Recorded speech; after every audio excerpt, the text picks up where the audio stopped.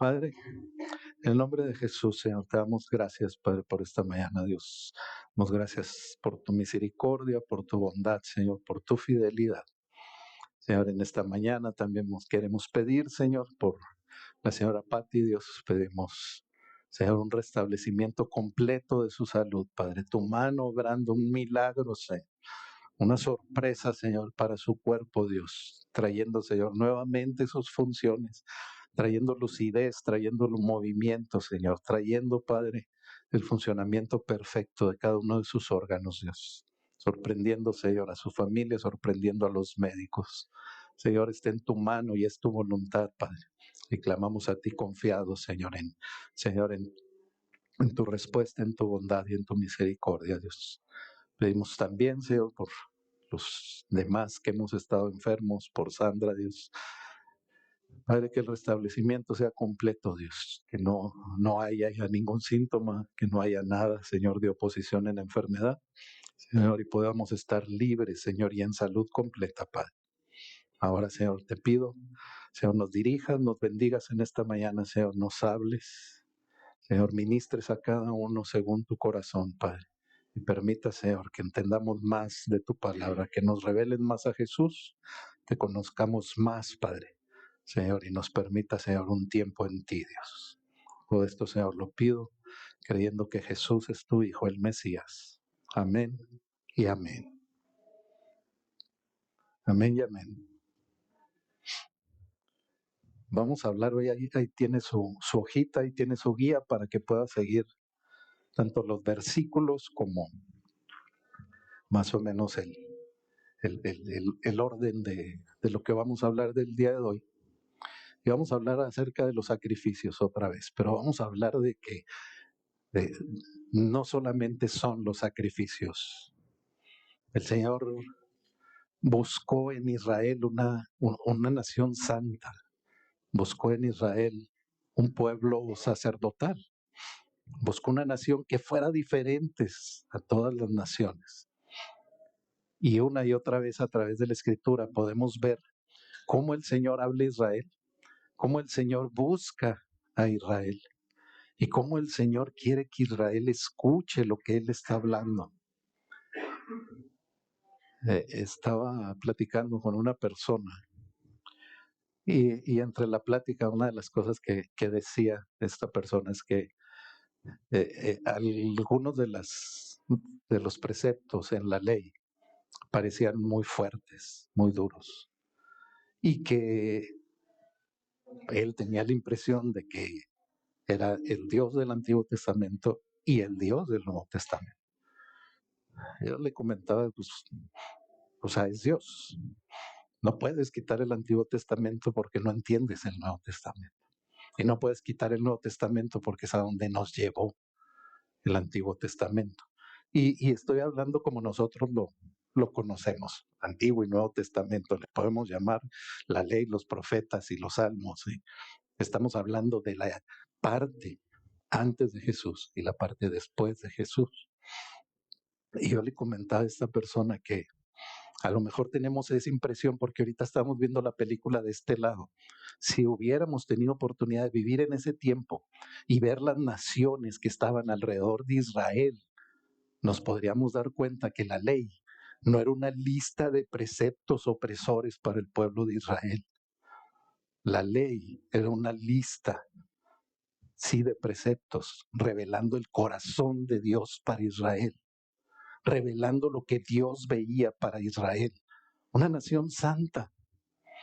Ninguno de los demás pueblos tenía un Dios como nuestro Dios. Ninguno. Empezando porque todos sus dioses eran falsos. Y sus dioses eran cosas creadas por ellos mismos, pero que en eso mismo que ellos creaban y que creían que existía, había cosas terribles. Se demandaban los sacrificios humanos. Ahorita nos parece increíble ver que en la Escritura se mencionan los sacrificios como un derramamiento de sangre, pero eran de animales. Y los otros pueblos, sus sacrificios eran humanos y principalmente de niños. Si usted piensa que el día de hoy Estamos viendo lo más terrible suceder por los abortos y las matanzas de niños antes de nacer. En aquel tiempo era para ofrecerlos a los dioses y apaciguar su ira. Y en algunos tiempos fue para subsistir. Ellos mismos llegaron a comerse a sus hijos. Imagínense lo duro. Eso era lo que había alrededor de Israel. Y esos sacrificios que exigían los dioses, en algunos de los casos lo mínimo era que tenían que participar en fornicación con las sacerdotisas de estos dioses. Y era la forma de adorarlos, teniendo relaciones sexuales con una sacerdotisa para satisfacer al Dios. Dios les da todos los preceptos para alejarlos de estas cosas y para decirles, ustedes son una nación diferente. Ustedes escuchen mi voz. Y me gusta mucho cómo a través de la escritura hay una frase que dice de inclinar el oído. Y los que tenemos problema con el oído sabemos lo que eso significa. Inclinar el oído significa disponerlo para que de donde viene lo que quieres oír, tú puedas alinear tu oído para que eso caiga. Significa una acción predeterminada. Significa decir, quiero escuchar eso. Ahorita me están ustedes escuchando. Y aparte nos estamos esforzando para dejar el ruido que está en un lado y concentrarnos en esto. Están ustedes poniendo un esfuerzo predeterminado en que no los distraiga lo demás y escuchar lo que estamos hablando aquí. Eso es inclinar el oído. Y el Señor les decía, no me han escuchado, ni inclinan su oído, o sea, ni siquiera se determinan a escucharme. En realidad, el Señor no quería los sacrificios. La semana pasada hablamos del primer sacrificio que hubo cuando Adán y Eva. El Señor lo tuvo que hacer, ¿por qué? Por el pecado, para cubrir el pecado, pero ese no era su plan. El plan de Dios no era que el hombre pecara. El plan de Dios es que de Adán y Eva formar esa nación santa. Pero Adán y Eva pecaron y nos fuimos por otro camino. Los sacrificios nunca pudieron perfeccionar nada, nunca. El que los presentaba una y otra vez tenía que presentarlos, pero no se perfeccionaba. Seguía siendo un pecador, seguía siendo el mismo de siempre y seguía viviendo en lo mismo, en llevar un animal inocente para derramar la sangre a favor de alguien que era culpable. Los estatutos de Dios han sido los mismos desde ese tiempo hasta el día de hoy.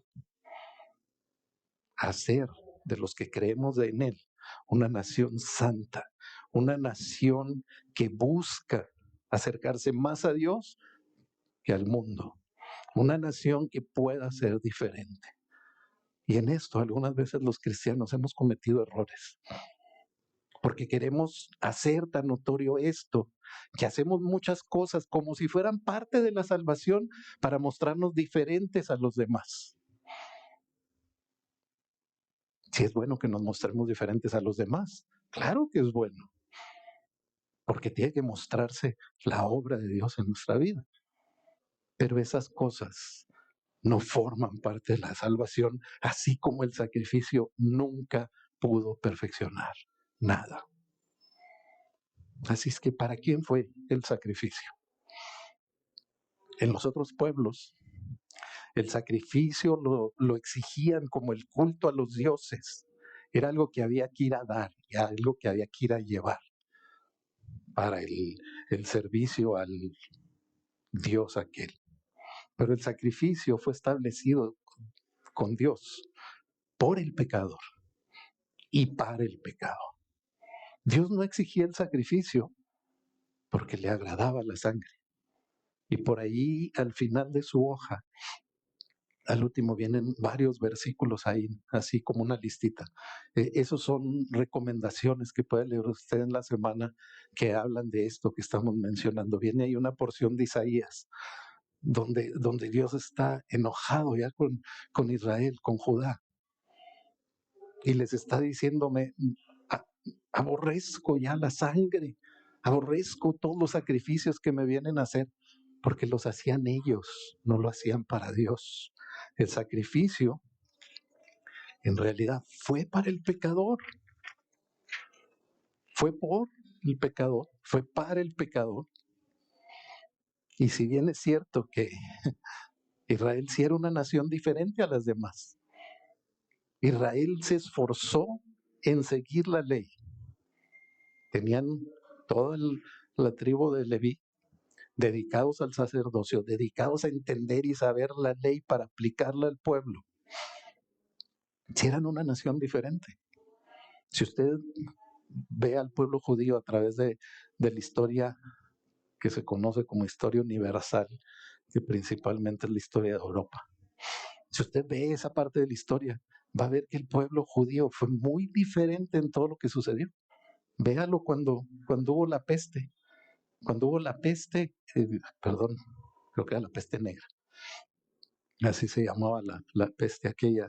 Acusaban a los judíos de que era por culpa de ellos, porque ellos no se enfermaban. ¿Por qué no se enfermaban los judíos? Por todos los rituales de purificación y de cuidado que tenían, no tocar a los muertos, no entrar en contacto con un enfermo, hacer ciertas cosas durante el día. Los protegieron de esa peste y el pueblo judío no estaba muriendo y todo el mundo sí. Y decían, estos son los culpables. Por estos vino, sí fueron una nación santa, por Dios, no por ellos, porque eran diferentes, pero ellos empezaron a ver que esta diferencia, que esto que ellos se consideraban justos y que ellos se consideraban la nación santa y escogida por Dios, llegaron a verlo como una manera de manifestar que ellos eran diferentes sin estar manifestando por quién eran diferentes. Ellos tomaron esto como una forma en que la ley, ellos sentían que la cumplían completamente y eran justos y que por eso podían ser diferentes y no eran como los otros pueblos. Iba a decir otra palabra así medio más despectiva, pero no vamos a dejarle en los otros pueblos. Y ellos se sentían con el derecho a que Dios los tratara de una manera diferente y trataban de cumplir la ley. Yo sé que todos tenemos una partecita de nosotros que por dentro tiene un concepto malo de la ley. Pero la ley fue una parte que Dios dio para que se hiciera evidente el pecado y se hiciera evidente la incapacidad del hombre de salvarse por sí mismo. Pero parecía que para el pueblo de Israel era lo contrario. Creían que sí se podían salvar por sí mismos, creían que cumpliendo la ley podían estar salvados y bien. Pero la ley hacía otra cosa. La ley mostraba la necesidad urgente de un Mesías, porque nunca le iban a poder cumplir, porque nunca iban a ser salvados por la ley, porque nunca iban a ser perfeccionados por la ley. Y apuntaba hacia Jesús, que es el único que podía lograrlo. ¿Por qué Jesús es el único que podía lograrlo?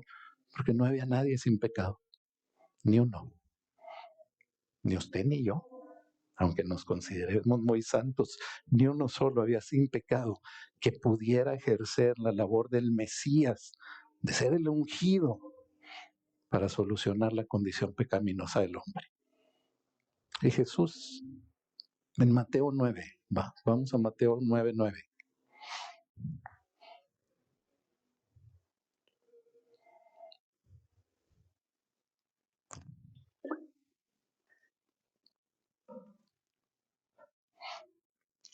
Aquí Jesús está en el inicio del ministerio. Y es la elección de Mateo como discípulo. Y viene Jesús en Mateo 9, versículo 9. Dice, pasando Jesús de ahí, vio a un hombre llamado Mateo que estaba sentado al banco de los tributos públicos y le dijo, sígueme. Y se levantó y le siguió. Y aconteció que estando él sentado en la mesa en la casa, he aquí que muchos publicanos y pecadores que habían venido se sentaron juntamente a la mesa con Jesús y sus discípulos.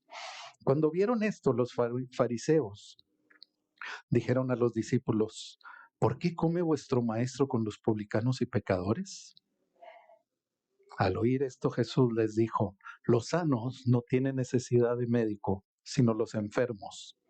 Id pues y aprended lo que significa misericordia quiero y no sacrificio, porque no he venido a llamar a justos, sino a pecadores, al arrepentimiento.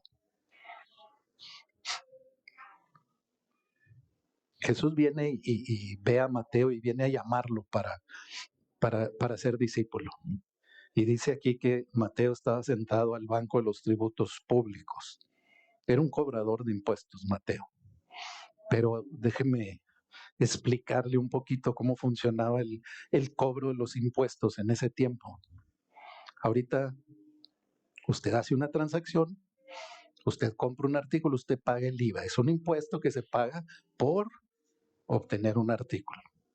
Pero aparte, usted trabaja, tiene su ingreso y en su ingreso se le retiene una parte de su sueldo. Y no, yo no quiero ahorita poner nervioso a nadie, ¿verdad? Pero el mes que entra se tiene que presentar declaración anual. O sea, no se pongan tensos los contadores y, y no se pongan tensos más los contribuyentes. Y entonces van a determinar, o sea, te retuvieron en tu trabajo tanto de dinero de tu sueldo de impuestos, pero ya en global de todo el año, pues resulta que debes o te deben. Y es bonito cuando le deben, pero cuando hay que pagar porque todavía faltó. Así funciona ahorita nuestros impuestos y más o menos es lo mismo en todos los países, ¿eh? Nosotros nos sentimos un poquito cargados, pero en todos los países se cobran impuestos, en algunos todavía más altos que en nuestro país. En este entonces funcionaba un poquito diferente. El que quería ser cobrador de impuestos se proponía ante las autoridades romanas y los romanos lo que hacían es que hacían como una subasta a ver quién pone la oferta más alta para ser el cobrador de impuestos en una provincia. Entonces tenían una provincia y decía Roma, esta provincia, si tú quieres ser el cobrador de impuestos, tú me tienes que pagar a mí tanto dinero. Eso es lo que yo espero de impuestos. Entonces era como darle una concesión. Te dejo que tú seas el que cobre los impuestos, tú te encargas, pero a mí me pagas tanto. Eso es lo que yo espero recibir. Y obviamente no era así como una negociación así muy bilateral, era más unilateral. Eso es lo que yo espero recibir. Tú tienes que hacerlo porque a mí me tienes que cumplir con esa cantidad. No era tan voluntario como parece. Entonces el que ganaba esa concesión, obviamente que lo que hacía, pues es que imponía cargas más fuertes de impuestos para completar la carga que tenía que pagar a Roma y que aparte le quedara su negocio. No iba a trabajar de oquis. Mateo no estaba ahí nada más para recabar los impuestos y pasarlos al Imperio Romano. Mateo tenía que recabar una cantidad de impuestos que tenía que pagar y aparte la que iba para su bolsa. Por eso los judíos los veían como extorsionadores, los veían como traidores porque les imponían cargas. No nada más les imponían el impuesto que se suponía que era, imponían más allá del impuesto para recabar más dinero y pues llevarse su beneficio. Ese es al que Jesús está llamando. A que se me hace, de todos los discípulos, yo creo que es el llamado más singular el de Mateo. Porque imagínese cuando Mateo llega al grupo y que voltean todos y lo, ay, nanita, porque aparte no cobraban los impuestos nada más con una boletita, lo cobraban con una parte del ejército romano detrás de ellos. Vengo a cobrar tu impuesto. Y estaban los soldados al lado. No era como que, no te pago, agarra a la hija y vámonos. Con tu hija nos vamos a cobrar. Nos vamos a cobrar con tu esposa, con tu esclavo, con toda tu cosecha. Imagínense a los otros discípulos viendo llegar a Mateo. Ay, Señor, qué bueno que escogiste a alguien bueno para las cuentas. Yo creo que Mateo fue el único que cuando todo terminó, no tenía para dónde volver. Pedro y los demás pescadores volvieron a la barca.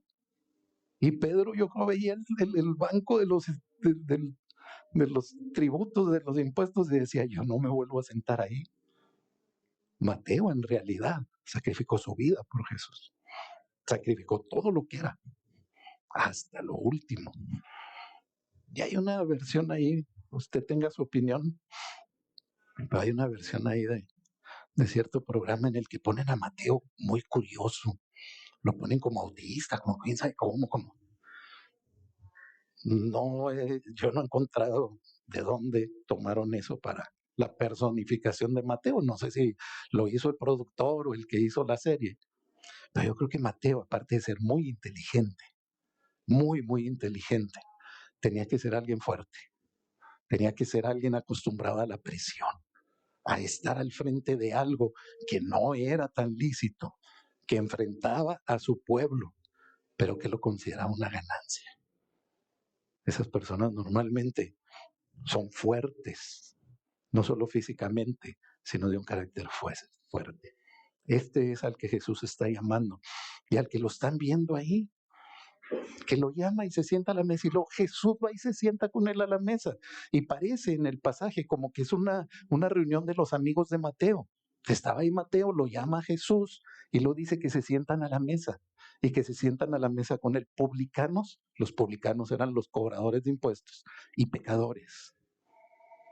¿Quién puso ahí esa diferencia de decir, ay, ¿quiénes se sentaron aquí? Los fariseos, ¿verdad? Porque dice que enseguidita ven los fariseos a los discípulos, entonces vienen los fariseos a preguntarle, ¿por qué tu maestro se sienta a comer con publicanos y pecadores? En realidad había algo más detrás de esa pregunta ahí. Y si ven ahí su hojita, le puse hasta como 3 signos de admiración ahí. Los fariseos se asombran de que se sienten a comer pecadores y publicanos con Jesús. Pero Jesús no se asombra. Jesús, al contrario, les da una respuesta bien sencilla. Atrás de la pregunta de los fariseos, no era de, oye, ¿por qué tu maestro se sienta ahí? Le estaban preguntando, ¿qué tu maestro no sabe quiénes son ellos? ¿Qué tu maestro no sabe que estos son los que nos imponen las cargas? ¿Qué tu maestro no sabe que no debe de tener convivencia? Los llamaban, a los gentiles los llamaban los perros. Perrillos les llamaban en algunas ocasiones para suavizarlo, porque los consideraban menores a ellos. Lo que están preguntando aquí los fariseos es, ¿cómo se te ocurre sentarte con esa clase de gente? ¿Cómo se le ocurre a tu maestro? ¿Qué clase de maestro tienes? ¿No se han sentido así a veces? De que a veces la gente nos pregunta, nos ve cosas casi diciendo, ¿qué clase de Dios tienes? ¿Qué clase de Dios tienes? ¿Qué es eso de andar sufriendo? Uno tiene un Dios para que te tenga bien, para que no sufras, para que no pase nada. ¿Qué clase de Dios tienen? Esa era la condición de los fariseos. Pero Jesús, que sabía perfectamente con quién estaba sentado y no se escandalizaba, les respondió bien sencillo. Los sanos no necesitan médico, sino los enfermos. Y yo he venido para los enfermos. Esa respuesta de Jesús, ¿dónde está poniendo a los fariseos? No les está diciendo, amigos míos, ustedes están sanos, ustedes no tienen necesidad. Siéntense tranquilos, sigan en los lugares principales en la sinagoga, sigan en los lugares favoritos en la plaza, delante del pueblo, porque ustedes son justos. Jesús les está diciendo, entonces si ustedes son justos, no vine para ustedes, pero son pecadores, igual que ellos. Y algunos de ustedes, más que los publicanos, porque ustedes, conociendo la ley, no la cumplen y la ejercen a su favor contra huérfanos y viudas. Les dio paz. dice la gente cachetada con guante blanco. No, el Señor les aventó toda la fábrica de guantes, no qué guante blanco ni qué nada. Los puso en su lugar diciéndoles a los fariseos: ustedes no se consideran enfermos y se consideran que cumplen la perdón, se consideran que cumplen la ley a tal forma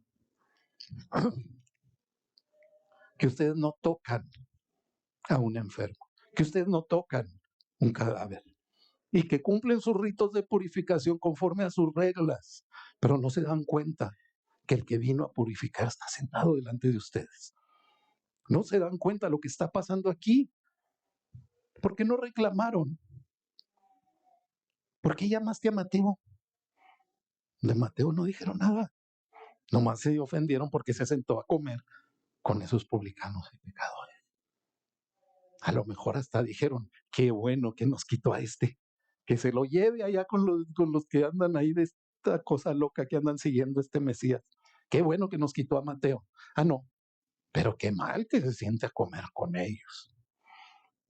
Recuerde también que la comida era muy importante. El sentarse a comer era un ritual importante para el pueblo judío y para el mexicano también, obviamente.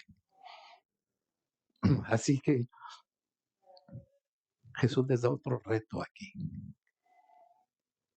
y les dice algo más a los fariseos. Les dice: vayan a aprender. Hasta ahí. Vayan a aprender. ¿A quién le estaba hablando? A los fariseos. ¿Cuál era la característica de los fariseos? Eran los que conocían toda la ley, los que conocían perfectamente, no nada más la ley, conocían todos los escritos que venían de la tradición oral, todo lo que habían escrito los rabinos desde el inicio y todas las interpretaciones que hacían de toda la escritura, y las sabían y las manejaban. Y viene uno ahora a decirles: vayan y aprendan. Era casi hasta humillante lo que estaban recibiendo. Vayan y aprendan. Y no les está diciendo Jesús: vayan a ver si lo entendieron bien. Les está diciendo: no saben nada. Vayan y aprendan. ¿Qué es lo que significa misericordia quiero y no sacrificio? ¿De dónde lo sacó Jesús? Lo sacó de la Escritura, lo sacó del libro de Oseas. Es una mención directa a una porción de la Escritura que les está diciendo a los fariseos: a ver, ¿de dónde viene esto? ¿Qué significa? Está en uno de los profetas, ¿lo saben? Nomás le faltó que les pusiera ahí así para ponerlos modernos, un quiz. A ver, ¿en qué libro de la Biblia viene? Tas. ¿Y quién era el profeta en ese entonces? ¿Y qué sucedía en ese entonces? Eso es lo que Jesús les está diciendo. Vayan y aprendan, porque ustedes tienen puestos los ojos en la ley, en la salvación por la ley, en los sacrificios. Pero hay algo más importante. No son solamente los sacrificios. Si no entendían el sistema de sacrificio que Dios les dio para cubrir el pecado y que apuntaba a un sacrificio perfecto que iba a venir por medio del Mesías, ¿cómo es que ellos iban a entender que ellos mismos tenían que ser sacrificados? Claro que no lo entendían. Y aparte yo creo que ni siquiera. Tenemos que entender que hay un sacrificio nuestro, el sacrificio propio. En la semana pasada vimos un pequeño adelanto. Vimos que Jesús llamó a los discípulos y cuando los llamó les dijo: tomen su cruz y síganme. Y los discípulos estaban escandalizados, sabían lo que era la cruz, sabían que era un instrumento de muerte, sabían que era un instrumento de tortura terrible. Y Jesús les dice: tráete la cruz, vamos para el Calvario. Y ellos pensaron en una muerte física. Jesús estaba hablando de: vengan conmigo al Calvario. Significaba: sean seguidores míos, sean discípulos y vamos al Calvario juntos. Y cuando lleguemos allá, entonces Jesús les iba a decir: su cruz no es necesaria. Hoy nomás vamos a usar una cruz, ya es la mía. Y ahí voy a ser yo crucificado. Pero si pones tu fe en mí, vas a ser juntamente crucificado conmigo para que tengas salvación y vida eterna. ¿Cuál era el sacrificio? Los discípulos se tenían que sacrificar. En Oseas, la porción a la que se refirió Jesús, que es Oseas 6:6, y Jesús se refiere 2 veces a esta porción. La otra está en el capítulo 12 de Mateo y la vuelve a mencionar igual. Y dice Oseas 6:6, porque misericordia quiero y no sacrificio, y conocimiento de Dios más que holocaustos. Jesús no está diciendo que los sacrificios no habían sido necesarios. Jesús no está diciendo todo aquello es, no. Todo aquello es una sombra de lo que ya está sucediendo, de lo que debía de venir. Pero en el tiempo de Oseas, ahí cuando los manda a los fariseos a aprender, eran buenos para ofrecer sacrificios, eran buenos para llevar sus animales para sacrificar. Pero les dice el Señor, se habían olvidado de la piedad. Y si la piedad, si leen un poquito antes ahí en Oseas, dice que la piedad se había convertido como el rocío de la mañana, o sea, se desvanecía su piedad. Ellos decían ser piadosos, pero a la hora de probar la piedad, estaba desvanecida. No tenían piedad. Entonces por eso les dice que están haciendo sacrificios sin conocimiento de Dios. Dice, no quiero sacrificios. Quiero que me conozcan a mí. El sacrificio es para cubrir el pecado y que ustedes me conozcan a mí y que viniendo el Mesías reconozcan ese sacrificio y entonces esté abierto el camino nuevo y vivo para la salvación. Desde allá venía, desde Oseas. Oseas era un profeta. Si lo buscas ahí en la Biblia, está en la categoría de profetas menores. Digo, porque fue más corto el ministerio, es más corto el libro, pero ve nada más la revelación, y es una revelación que Dios trajo en el tiempo de Oseas y que Jesús viene y dice, ¿aprendieron de aquello? No han aprendido, no han entendido que tienen que tomar la perspectiva correcta sobre el sacrificio. ¿Cuál es la perspectiva correcta del sacrificio? Que la persona que iba a presentar había el sacrificio que uno presentaba por sus fallas, por sus hierros, por sus pecados. Y tenía uno que llevar su animal delante del sacerdote y tenía que estar presente para degollar al animal, que los sacerdotes lo procesaran el cuerpo así como lo mandaba la ley y luego fuera puesto en el altar. Y el otro sacrificio era el que ofrecía el sumo sacerdote una vez al año, presentándolo por el pecado de todo el pueblo. Se acostumbraron a ofrecer esto como un ritual. Y perdónenme la comparación que le voy a hacer. Es a lo que estamos acostumbrados hoy en día. Nuestra relación con Dios está basada en la intimidad. Tenemos semanas hablando de la relación con Dios y no sé si usted la ha aprovechado para ir a meterse delante de Dios, para buscarlo en intimidad. Y que todo esto que hemos estado viendo se le esté grabando en el corazón y usted pueda decir, yo no tengo un ritual. Yo voy los domingos no a recibir. Voy primero a darle al Señor. Es el día de reposo. Y tampoco se me confunda. No somos judíos, no tenemos que volver a la ley y a todo. Pero este día para nosotros, recordamos el día de reposo que tenía Israel y para nosotros el primer día de la semana es el domingo y lo ofrecemos al Señor. En lugar de esperar a que llegara un día para reposar, los discípulos agarraron el primer día de la semana, el domingo, y lo hicieron para el Señor. Todas las semanas del Señor, pero este está especialmente dedicado para Él, para que usted lo busque. No es para ir a comer rico, aunque comemos muy rico los domingos, no se sienta tampoco así con...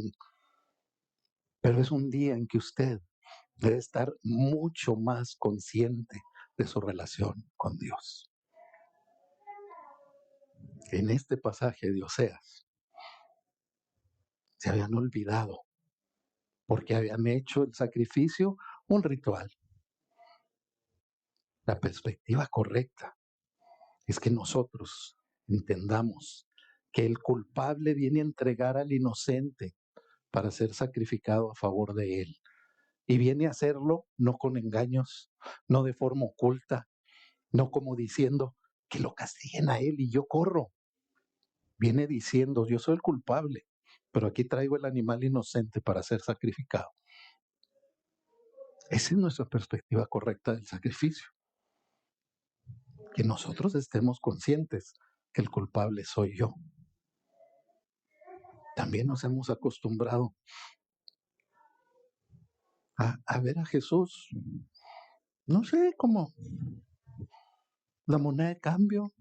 Ya pequé, pues saco mi monedita de Jesús murió en la cruz por mí, la pongo en la mesa, pues yo soy salvo, soy perdonado de los pecados.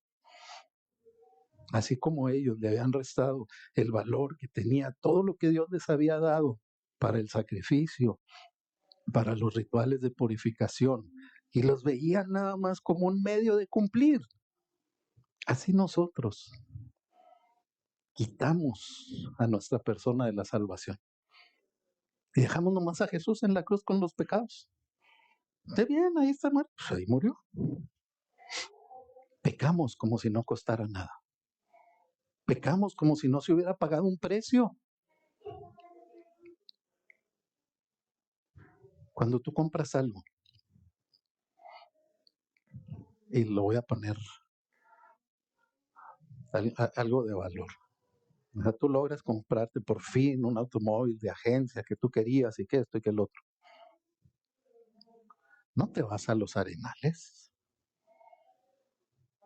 Si tienes un carro todoterreno y te gusta la aventura, pues lo adaptas para los Arenales, pero no te llevas tu carrito recién sacado de la agencia.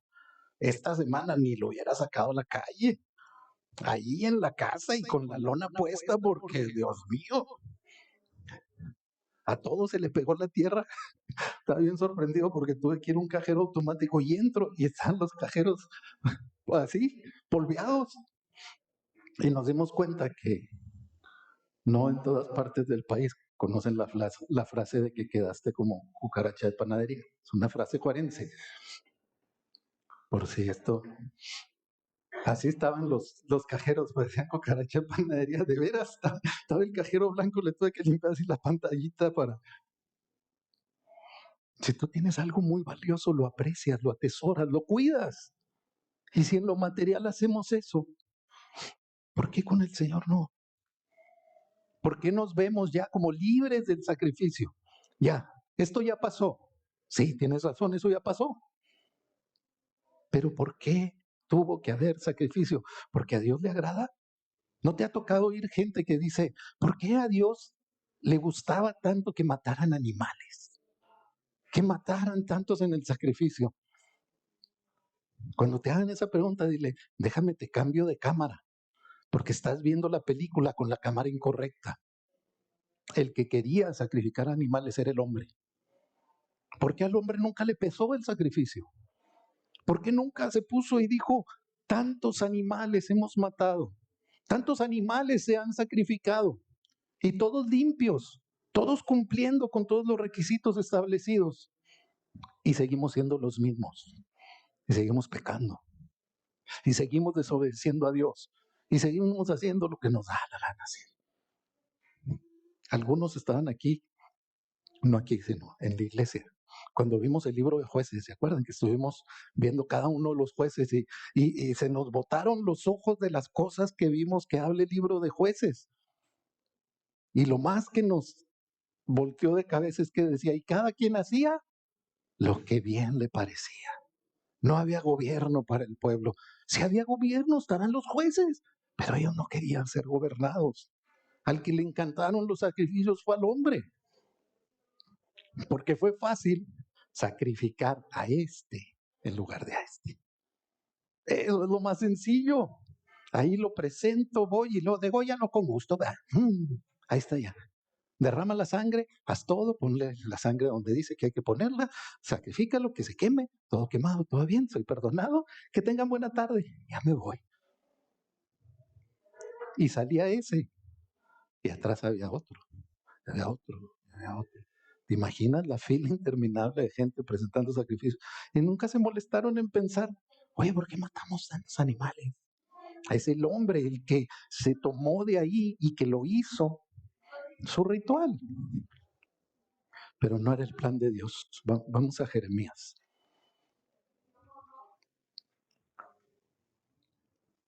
Es Jeremías 7, 21 al 26.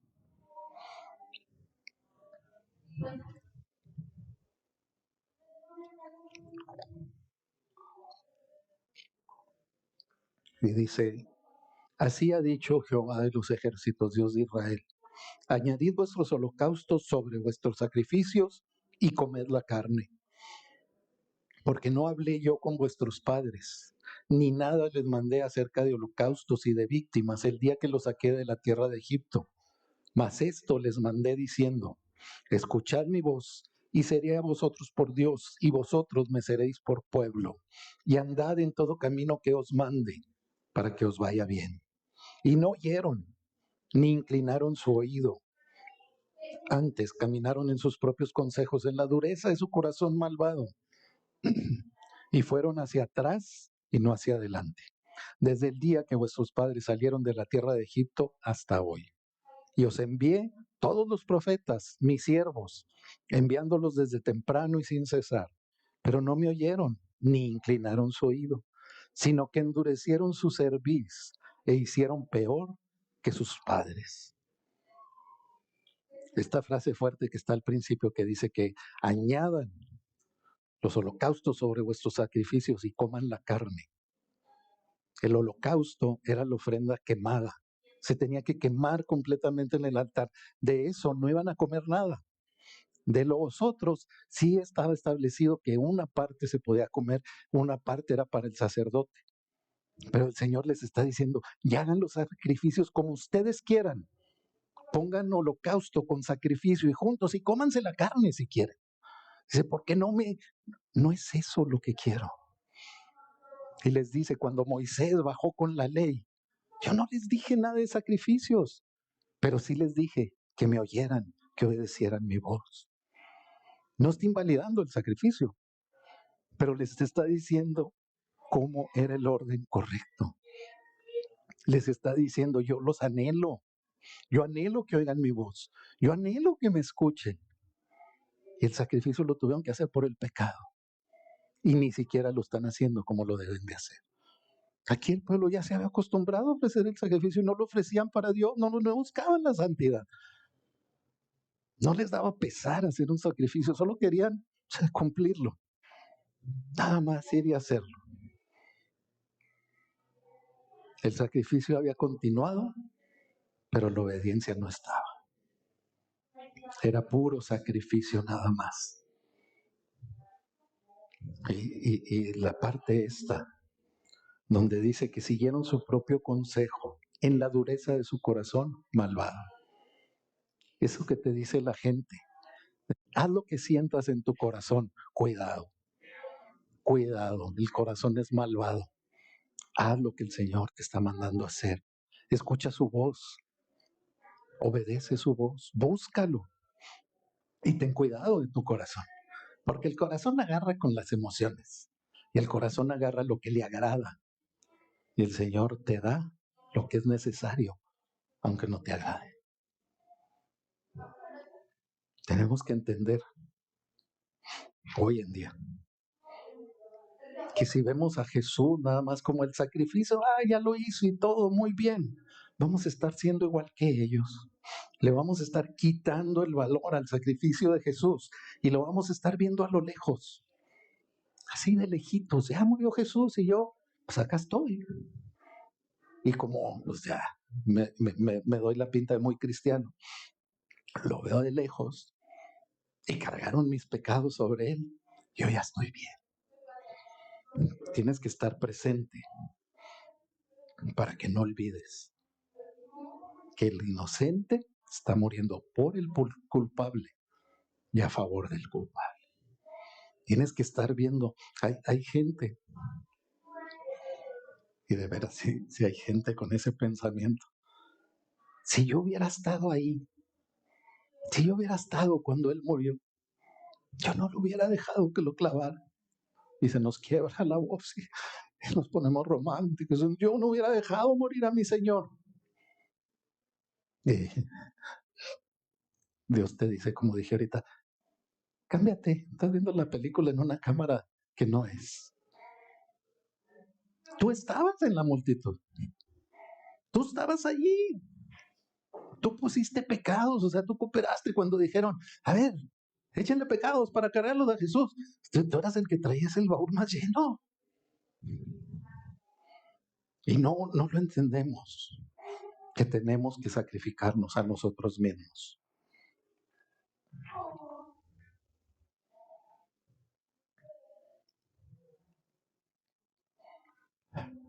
Y ahorita les hice resumen de lo que hablamos la semana pasada de la cruz y el camino al Calvario. Y ese pasaje, perdón, hay un pasaje relacionado con esa parte. Y es cuando Abraham va a sacrificar a su hijo. El Señor le dice, dame a tu hijo, a tu único, sacrifícamelo para mí. Abraham dice, está bien. Si eso demanda el Señor, eso es. Agarra a su hijo, agarra al siervo y la leña y todo listo para el sacrificio. Vámonos. Y van en el camino. Y el hijo así como que, no veo ni un cordero, no veo nada más. Y luego llegan y ya así como que, así como sin querer, como, oye papá, nomás así, pues una dudita, ¿verdad? Antes de que, ¿dónde está el sacrificio? ¿Y qué le contesta Abraham? Dios proveerá.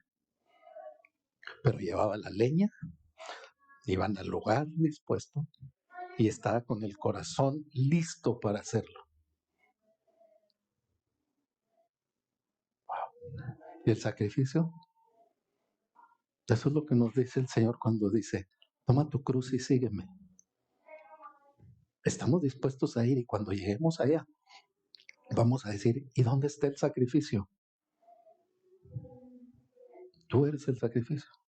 Sí, pero tú moriste por mí. Sí, pero te dije, si ponías tu fe en mí, vas a ser crucificado juntamente conmigo.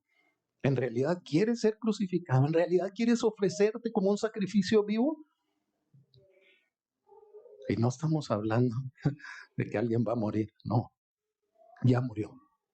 Estamos hablando que estamos sobre la base de nuestra fe, de que Jesús ya murió, resucitó y ahí está nuestra victoria. Ahora nos toca a nosotros el sacrificio. Ahora nos toca a nosotros pasar por ese proceso y presentarnos, no de que nos llamen. Jesús llamó a los discípulos, carguen su cruz y síganme. Ahora, en Romanos, Pablo nos lo dice de una manera así más directa. Dice, voluntariamente presenten sus cuerpos en sacrificio vivo, santo y agradable para el Señor. Rápido, rápido sacamos luego la teología, rápido nos ponemos espirituales y decimos, pero no soy santo, ¿cómo voy a presentar? Pues no puedo, no se puede. Sí es cierto, no eres santo. Pero al poner tu fe en Jesús, el Espíritu Santo hace la obra en tu vida para santificarte. Y entonces, delante de Dios has sido justificado. Y eres un sacrificio bueno, agradable y santo para el Señor. Pero tienes que presentarlo voluntariamente. No se puede que ahorita alguien quiera salir y encuentre la puerta cerrada y les diga yo, ¿qué creen? Tenemos sacrificios hoy. No se puede. Es como en el bautizo. En el bautismo no se vale así que de repente así como que no quiere la cosa y llego yo y paz, te empujo y te caes al bautisterio, a la alberca, a la pila, donde te estemos bautizando. Ay, se cayó el agua, ya lo bauticé. No, tú tienes que venir voluntariamente y haber confesado a Jesús y decir, yo quiero bautizarme. Porque toda la escritura nos dice, creyeron y fueron bautizados. Yo quiero bautizarme. Aquí también estamos esperando la fila que diga, yo quiero ofrecerme. Yo quiero ser un sacrificio vivo, pero no es conmigo. Vamos a ver lo que dice Pablo en Romanos 12.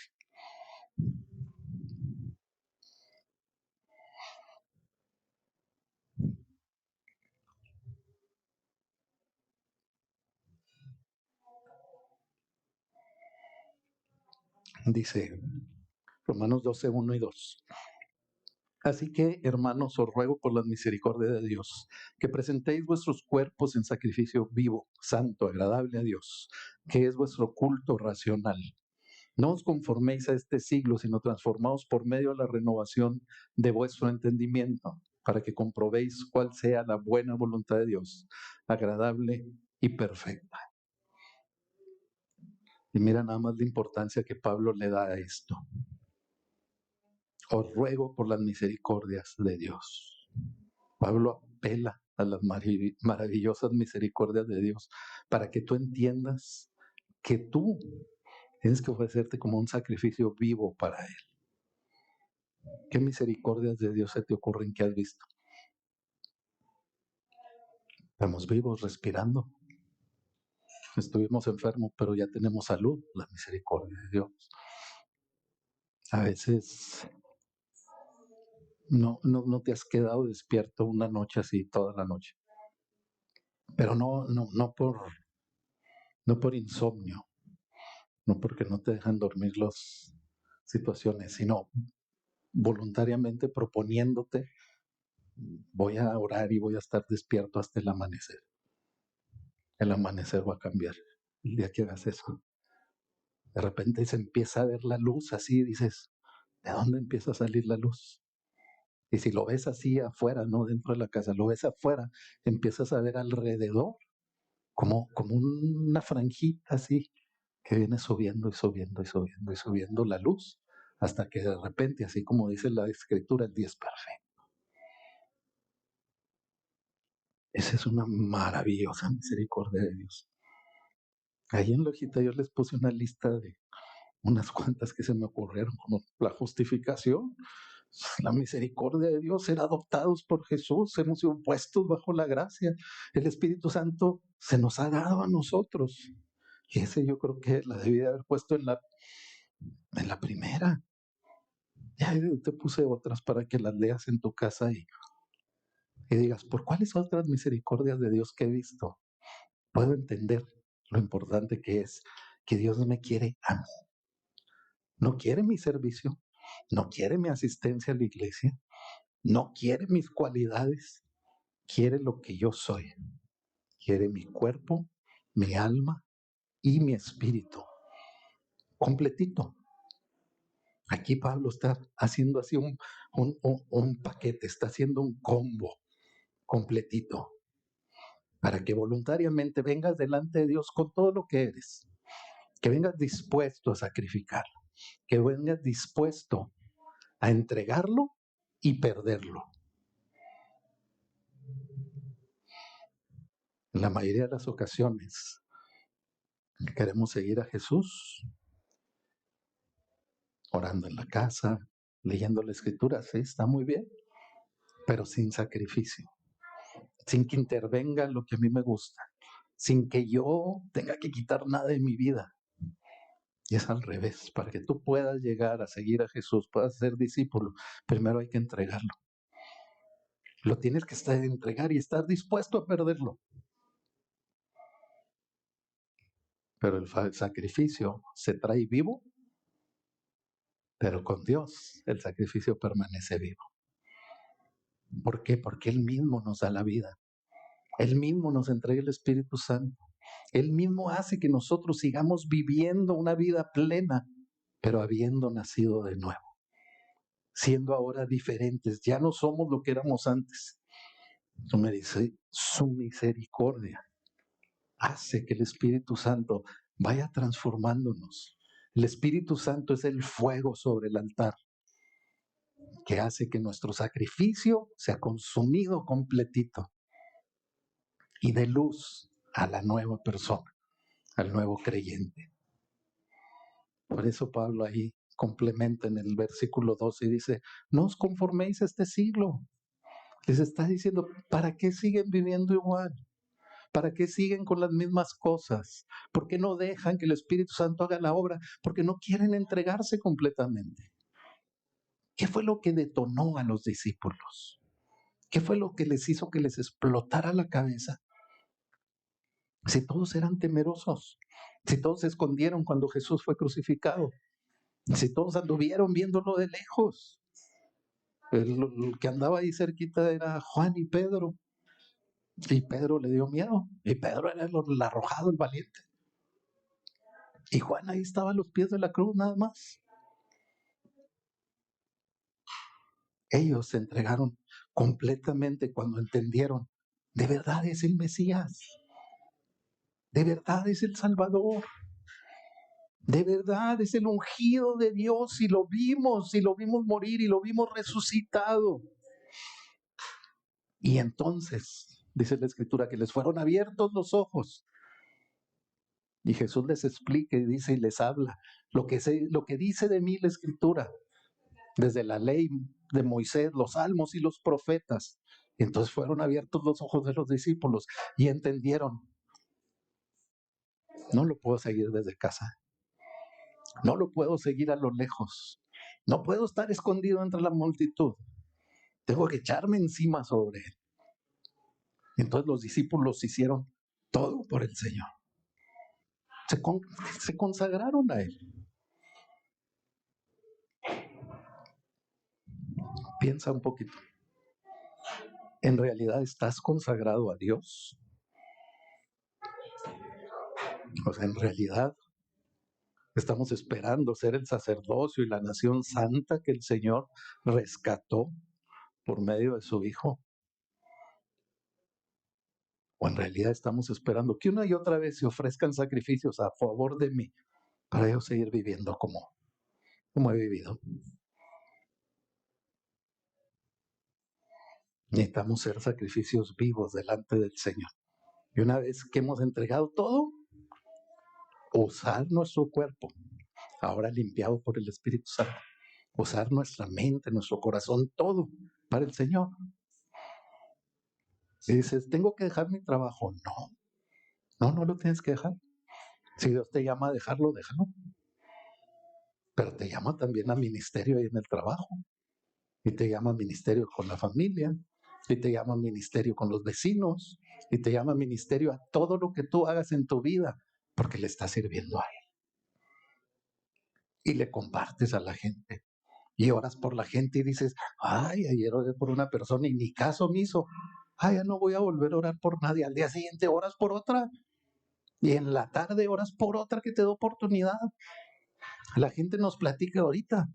La gente te platica sus problemas como si nada. Y ahí estamos, no, mira, pues yo creo que podrías hacer esto, y yo creo que también podrías hacer lo otro, y que mira, vacíale al Señor enfrente.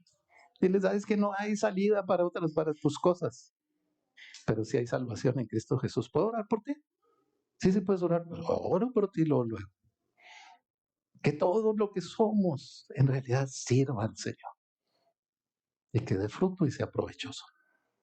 Eso es lo que significa nuestro sacrificio. Y ahí les digo, al final de la hojita, hay como 3, 4, 5, 6, 7 versículos o pasajes. Hay 3 pasajes y que están relacionados a entender que el Señor el sacrificio lo tuvo que dejar suceder para cubrir el pecado, pero que en realidad para Él es más importante la obediencia que el sacrificio. Es más importante nosotros que el sacrificio. Y verlo ahí, hay 2 de Saúl ahí muy característicos, ¿no? Cuando Saúl ofrece su sacrificio por su cuenta, y luego cuando Saúl desobedece y perdona a Amalek y perdona parte de las cosas que debió de haber arrasado, y viene el profeta y le dice, ¿se complace más Dios en holocaustos que en la obediencia y en escuchar? Para que los leas y los medites en tu casa y entiendas el sacrificio que el Señor te está pidiendo es que dejes de ser tú, que deje de ser tu voluntad, que deje de ser tu vida, que deje de ser tú, parece telefonito, tú, y que en realidad lo obedezcas, lo escuches, inclines tu oído, te dispongas a oírlo y lo obedezcas con todo en tu vida. Vamos a orar.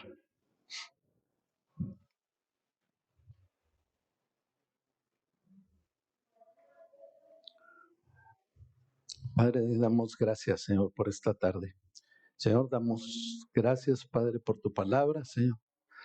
Damos gracias por el sacrificio precioso de Jesús. Damos gracias, Señor, porque, Padre, nosotros siendo, Señor, pecadores, tú proveíste a través de Jesús, Señor, el camino, Dios, para que nosotros pudiéramos resolver el problema del pecado, Señor. Pudiéramos, Señor, resolver el problema de Satanás que nos acecha con sus tentaciones, Señor. Y pudiéramos nuevamente reencontrar el camino, Señor, para encontrarnos contigo a través de Cristo Jesús. Gracias, Padre, porque lo atesoramos y lo valoramos, Señor. No es algo que consideramos a la ligera, Señor. No es algo, Padre, que simplemente, Dios, lo tenemos ahí como algo aprendido, Señor. Es algo en lo que vivimos, en lo que está nuestra fe, en lo que atesoramos, Señor. En lo que nosotros mismos, Padre, queremos rendirnos, Señor, entregarnos ahí, para que, Padre Santo, sea hecha la obra completa por medio de tu Santo Espíritu en nuestra vida. Para que, Señor, seamos limpiados, seamos, Señor, no solamente limpiados, Señor, de las fallas, sino que seamos perfeccionados, que seamos hechos más como Jesús para que, Señor, nuestro cuerpo, Señor, nuestra mente, nuestro corazón, Padre, nuestro espíritu, Señor, estemos inclinados completamente a Jesús y no a una vida pecaminosa, Dios, no a una vida terrenal, Señor, sino a una vida que te honra, que a través del Hijo, Señor, te honramos, Padre. Padre, gracias, Dios. Gracias, Padre. Nos proponemos delante de ti, Señor, para presentarnos, para que hagas tú la obra en nuestra vida, Dios. Que sea tu voluntad y no la nuestra, Padre. En el nombre de Cristo Jesús. Amén y amén.